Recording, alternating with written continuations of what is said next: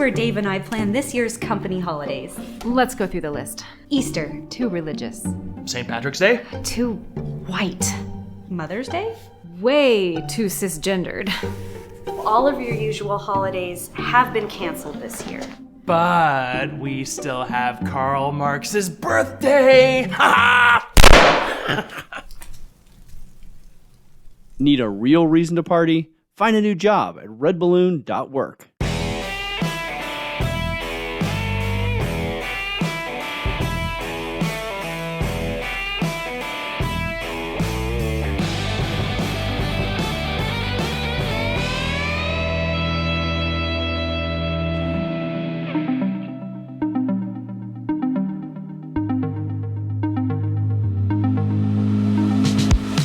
Hey everybody, welcome to CrossPolitic on the Fight, Laugh, Feast Network.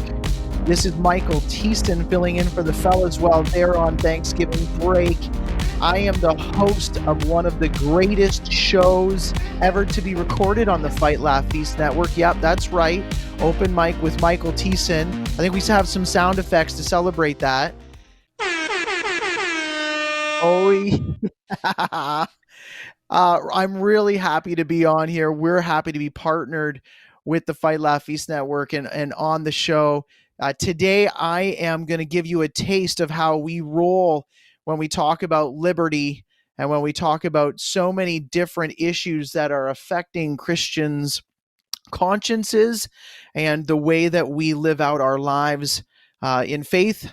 And as we look to the Lord in so many changing times. But I want to bring to you my friends from RockLink Investment Partners. This episode will be brought to you by RockLink.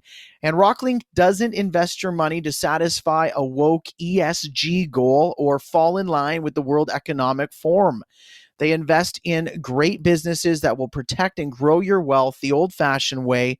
Get out of the mainstream money and give the freedom lovers at RockLink a call at 905-631-5462 or send them an email at info@rocklink.com, and that's info@rocklink with a C.com.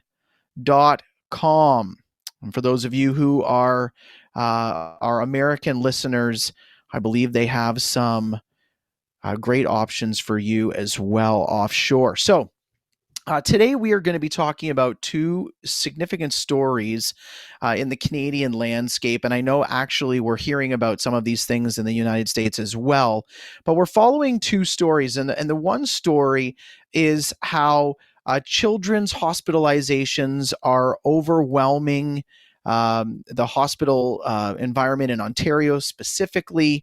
And we're talking about respiratory syncytial virus, and along with the remnants of COVID-19 and your average flu, some health experts are fearing or calling this a triple-demic. In case we haven't had any more fear-mongering terms, we've come up with triple-demic.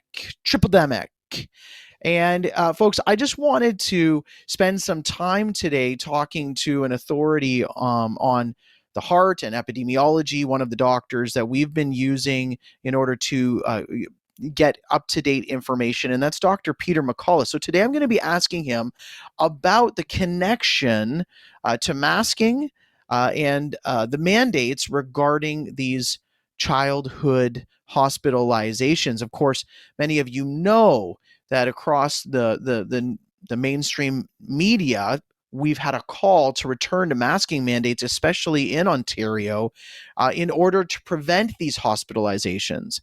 So we wanted to go to Dr. McCullough and talk a little bit about this. Secondly, we're going to be tracking a story of both Dr. McCullough himself and how he is being penalized.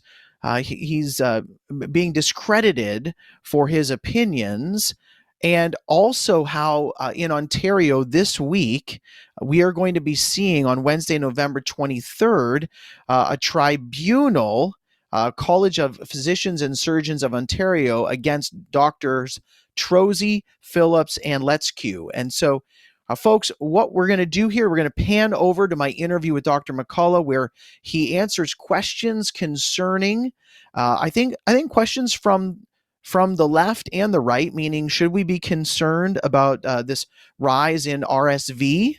And at the same time, then, as individuals are seeing this, they're wondering, is this some form of vaccine injury or a result of antibody dependent enhancement? There seems to be a concern that with the rise of vaccinations and the amounts of boosters, that this is going to exasperate normal common viruses. And so I ask both questions with Dr. McCullough, and I hope that you enjoy this interview. We're going to talk specifically at the tail end of it about how you can be listening to these Canadian doctors and their stories on November 23rd at 9 a.m. So here's Dr. McCullough's interview. Dr. McCullough, thank you so much for coming on and being with us here. Thanks for having me. So, Dr. McCullough, I know you're taking some time out of your busy schedule. There are two stories that we sought your opinion on, two headlines that keep coming out in the Canadian media that we're looking for a little bit of clarity on. So the first story would be how across Ontario, predominantly right now, there is a call to be vaccinated. There's a call to return to masking mandates by many. And even some talking about potential further lockdowns because of a problem in our hospitals, and that is childhood hospitalization for respiratory illnesses.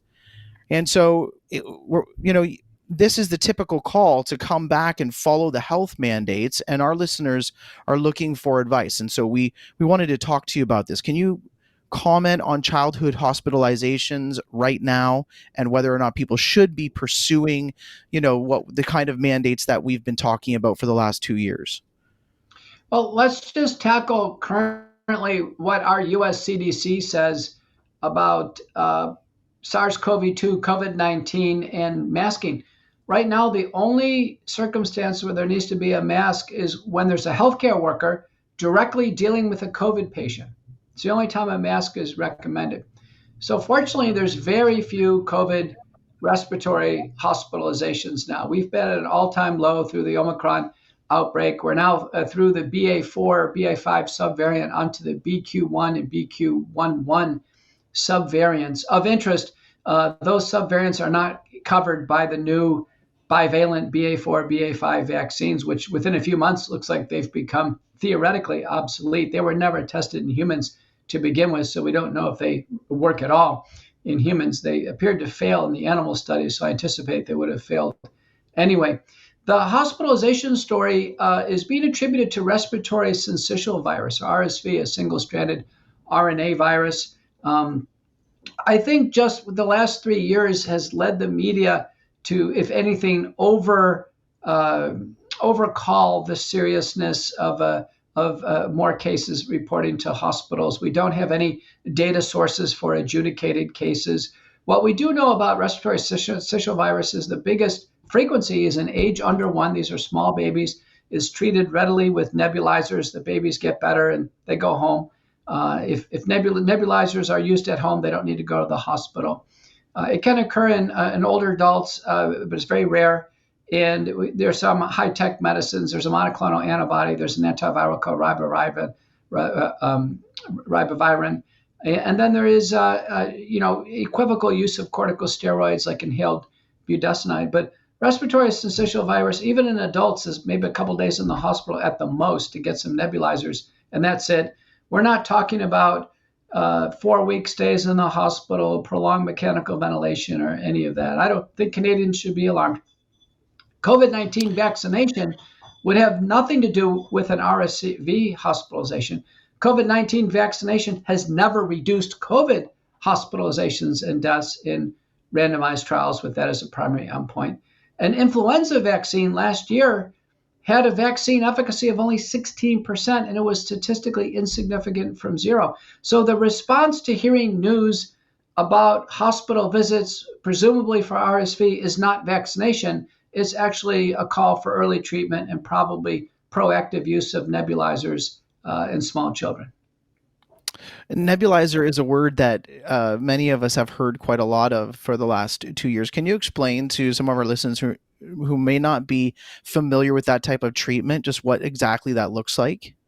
A nebulizer is just a small machine, sits on a desktop, it plugs in, and you can put some form of saline or other liquid, usually mixed with medicine. And it literally just makes a mist that one can breathe in. And a baby, you can just have by the baby's nose and have it breathe in. And the common medicines we use in nebulizers are albuterol, budesonide. Those are very common.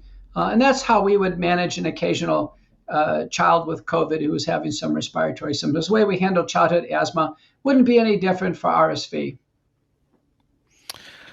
And so certainly it's confusing to everybody because there seems to be an alarm. And Dr. McCullough, you seem to be quite relaxed about it in the sense that this seems quite normal.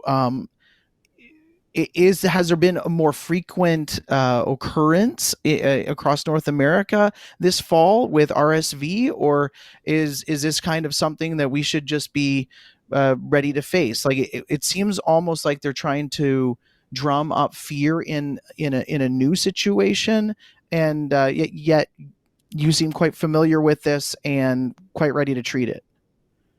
I'm an adult internist and cardiologist. I know my pediatric colleagues are very comfortable with this. Listen, part of medicine is that we have waves of things. We have waves of influenza, waves of various other problems that come up. And so, we handle this. This is part of everyday medicine. I think what you're seeing since the COVID-19 pandemic is you're seeing kind of a hyperbolic reaction with fear. Do you know there's a couple pediatric groups in the United States that wanted President Biden to declare a national RSV emergency?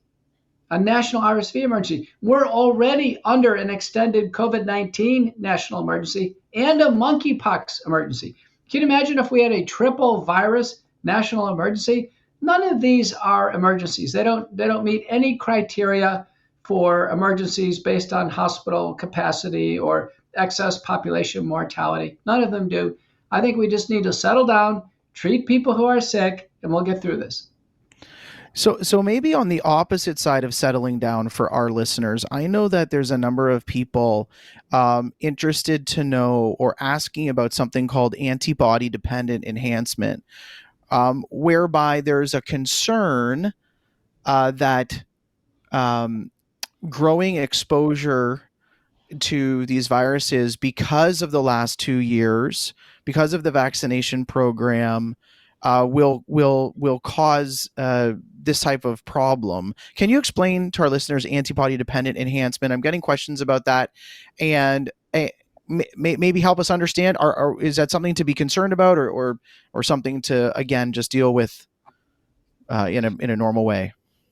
Antibody-dependent enhancement is the statistical chance that with continued vaccination that we would get an unlucky antibody situation where the antibodies actually assisted the next strain of virus to get into the body and invade the body and cause more damage. In my opinion, we haven't seen antibody-dependent enhancement. There's only one theoretical paper that's published on this by Liu and colleagues. So we're not seeing that. What we've seen is we've seen progressive mutations from wild type alpha, beta, gamma, delta, now Omicron, and then the Omicron subvariants. We're seeing progressive mutation in response to ineffective mass vaccination. That's really what we've seen. So far, the overall strain to strain, it's become milder. Now, within the subvariant family of Omicron, it looks like BQ1 and BQ11 is actually going to be more severe than BA4 or 5. That's been my experience. I've had some recent patients more ill than they had been in the last 9 months compared to other cases. So I think that's the case, but we haven't seen antibody-dependent enhancement. That is a prediction some have made that said, listen, if we keep up mass vaccination, sooner or later, the virus is going to take a turn and become very serious, and we're going to see skyrocketing mortality rates. And we haven't seen that. And by the way, if we do see that, the first place we would see that is in nursing homes. And we're not seeing any signals out of nursing homes right now. So I think we're okay on ADE. Okay, that's really helpful because, again, I think there's just concern on both sides of this conversation as to how things can get out of hand. And I know a lot of individuals are wondering, if we're pushed and we're pushed to increase our vaccination when we're not really sure about the outcomes of it, then will that have damaging effects? So thank you for commenting on that. Off air, Dr. McCullough, you just mentioned an important story that you wanted to talk about. Just before we came on, you mentioned an important headline story, and I'd like to give you time to share that with our listeners. Yeah, we were stunned to find out that Pfizer and Moderna had procured a marketing firm, Weber Shandwick.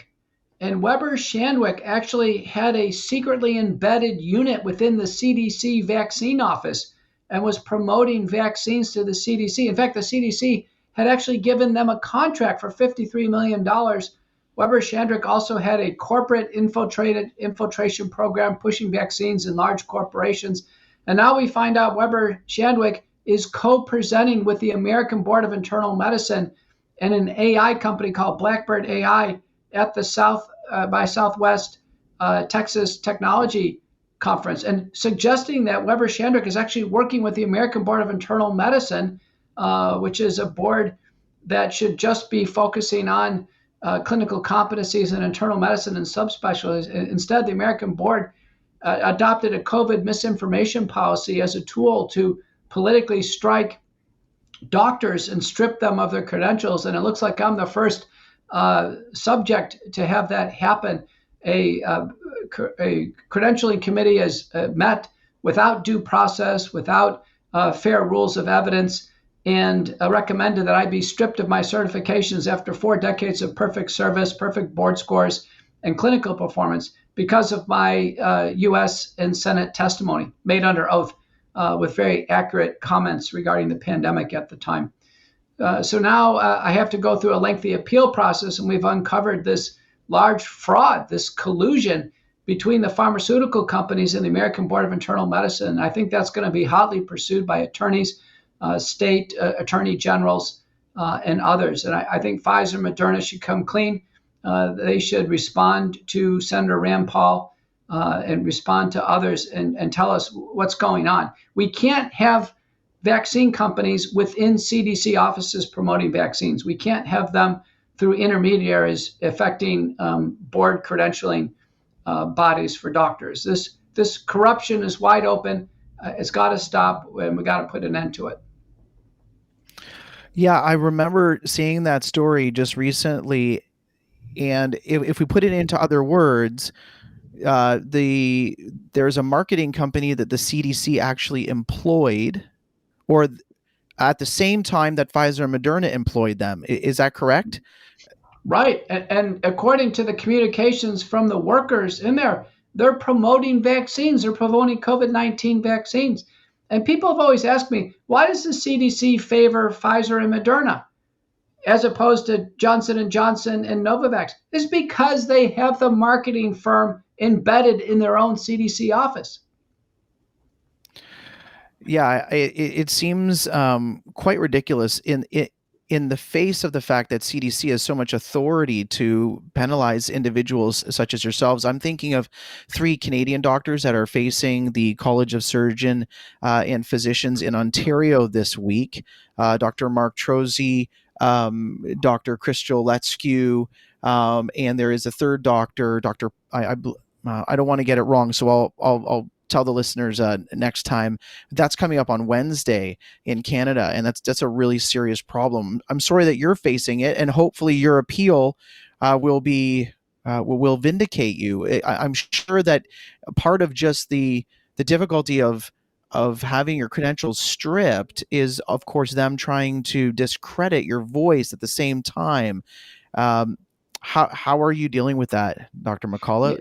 You're right. Many media commentators have thought this is a preemptive strike because they know almost certainly I would be involved in any House of Representatives inquiry into pandemic response by the CDC, NIH, or FDA, or the pharmaceutical companies. And so I'm almost certainly I'd be an advisor to the majority chairman of the various investigative committees, and they're probably trying to discredit me as a result of this, temporarily, I've lost my current job. And that's my second job now.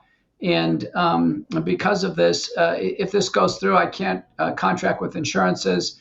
I can't have hospital privileges. And they're effectively trying to end my career for political reasons. I mean, when I testified under oath in the Texas and U.S. Senate, I did it to my best of my ability. I quoted the science with great precision.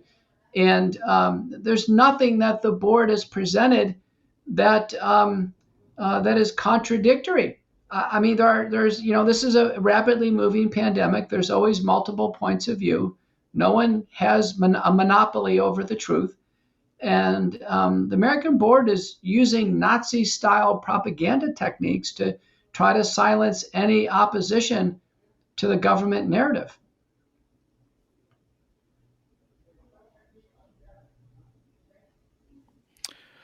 Well, Dr. McCullough, I know that you just stepped away from a busy schedule today, so thank you for being on and sharing with us. We've certainly appreciated your voice.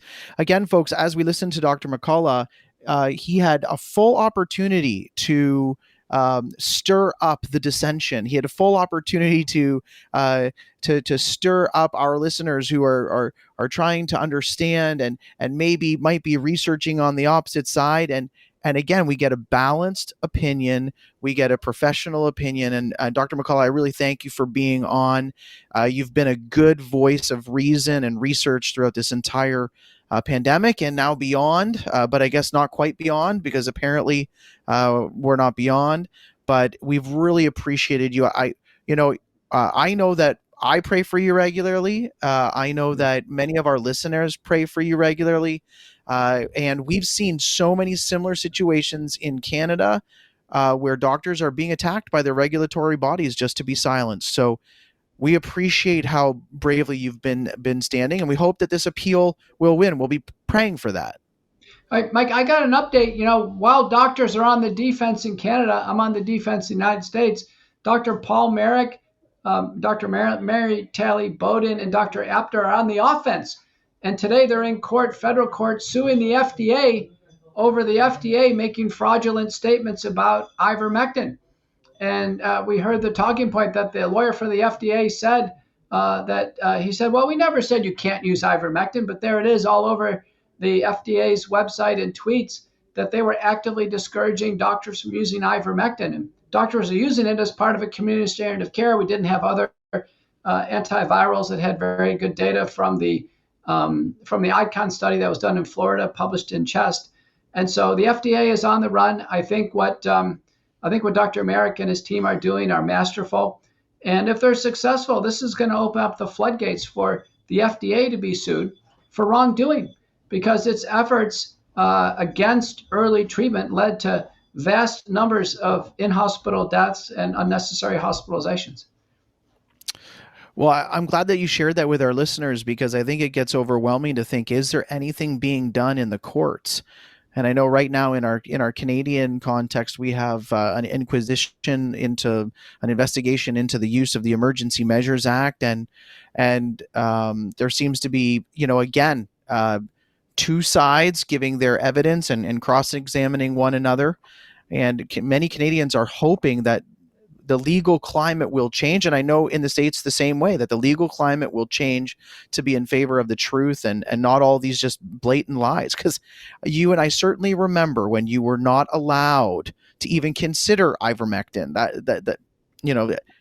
That's we're not horses, I believe, was the phrase that people kept using. So that's really great that offensive is being taken.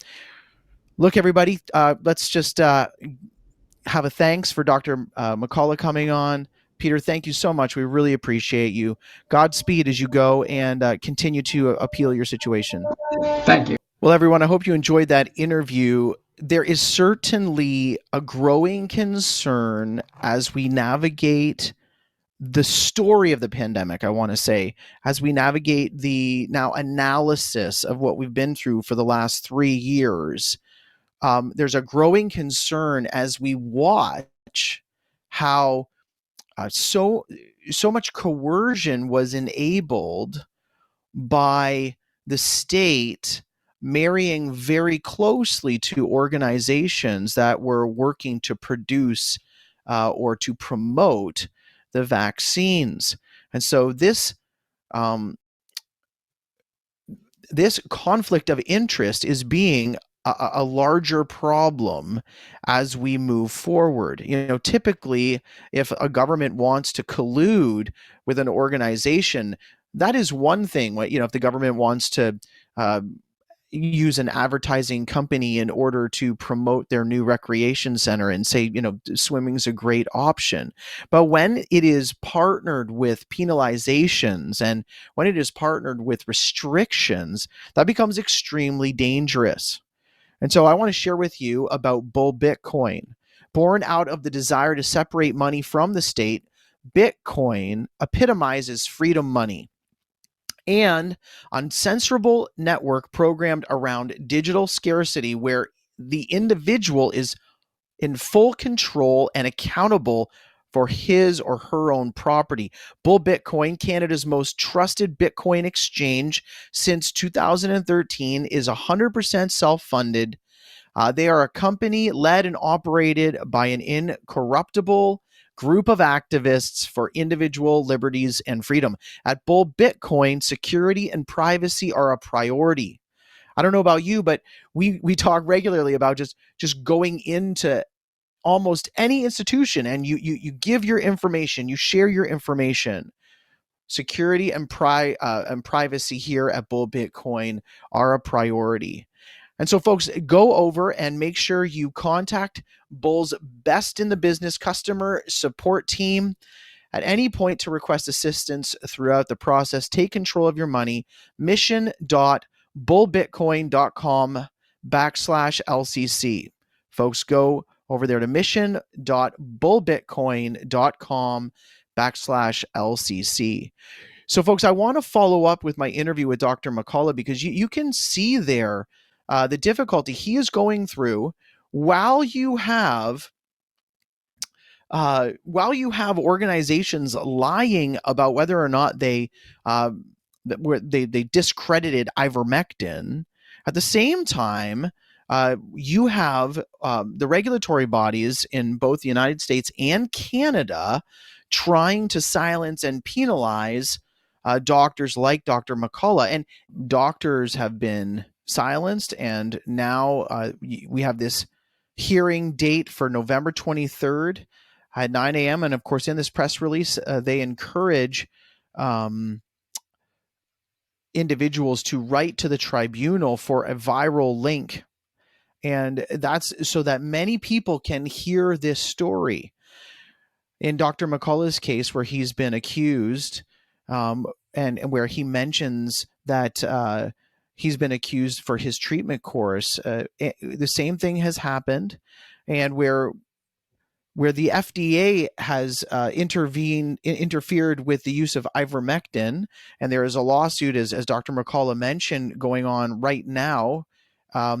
You can go to the FDA website, and it says that why you should not use ivermectin to treat or prevent COVID-19. Well, in Canada, the same thing happened. And these doctors were penalized if they attempted to prescribe those alternative medications other than the mandated course of treatment. So, folks, this is an important story both in Canada and the United States about doctors being silenced. We're so thankful that Dr. McCullough could come on and be with us. Please go and make sure you're up to date on this story about these 3 Canadian physicians. I've interviewed all 3 of them. And in fact, Dr. Krystolechku is specifically being penalized for some of the testimony she gave on this podcast. So we stand with these doctors and we support them. And you can hear good information. Again, I repeat, the Dr. McCullough came on here. He had the opportunity to inflame the situation. He had the opportunity to be full of exaggeration. He was not. These doctors have been saying from day one they disagree with the mandates. They disagree with what public health is saying.